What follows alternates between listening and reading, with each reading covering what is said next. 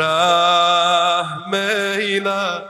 Bilirəm qərqi üsyanəm, şərmindən, əməlimdən peşimanəm. Ey pənahım ya Allah, qibləgahım ya səcdəgahım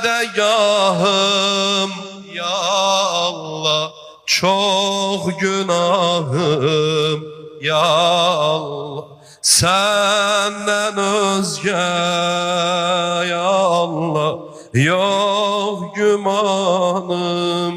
Yoxumdi ayrı bir dərdim, yenə biçarəyəm ya Rəbb. Məni əff eylə ya Allah, elə avarəyəm ya Rəbb. İndi əllərimi qaldır Allahın dərgahına, hamımız bir yerdə.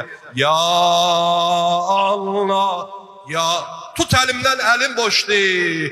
Tut əlim.